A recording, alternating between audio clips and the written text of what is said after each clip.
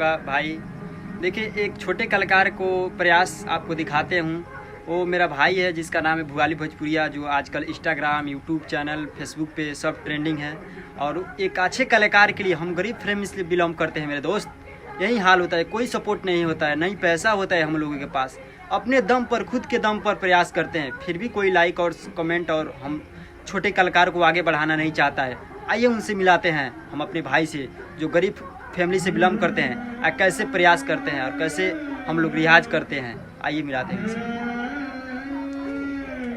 देखिए, इसी में मेरे भाई हैं, यहाँ पे बैठे हुए हैं। इसी में मेरे भाई वहाँ पे बैठे हुए हैं और यहीं पे रियाज करता है। और देखिए कितना गरीब फैमिली से हम लोग बिलोंग करते हैं, फिर भी कोई सपोर्ट नहीं करता है।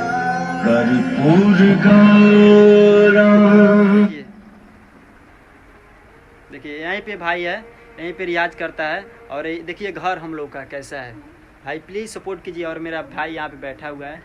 देखिए, नमस्ते, प्रणाम भोजपुरिया जाना। और बस सबसे बता दो चाहत बानी कि ये हमार घर है और यही में रियाज करेनी। तो बस वीडियो में जुड़ गए जो गाना सुना तो गाना सब सुनी। और प्लीज़ कमेंट में बताएं कि भाई कैसन गाता और गाना कैसन बा। तो कमेंट में सब बताएं गाना कैसन भाई।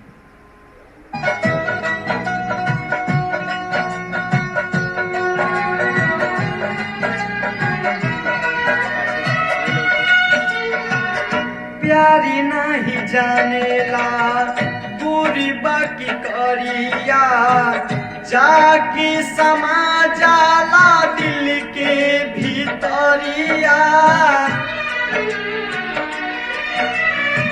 प्यारी नहीं जानेला पूरी बाकी करिया, जाके समा जाला दिल के भीतरिया।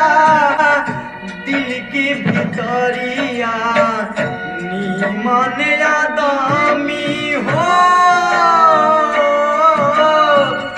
नीमन आदमी बेकार काहे होला।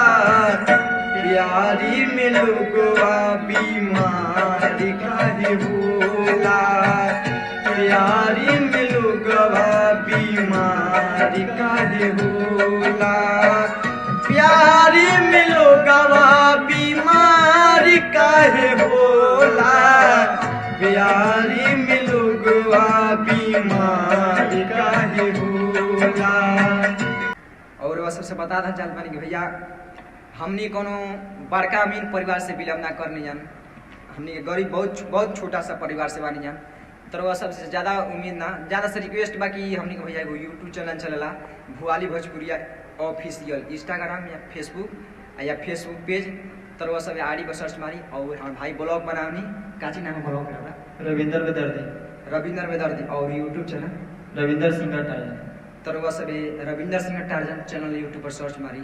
और यहाँ के सोनी ये भी गाना गावनी और ब्लॉग बनानी। यहाँ के ज़्यादा प्यार दुलार दी।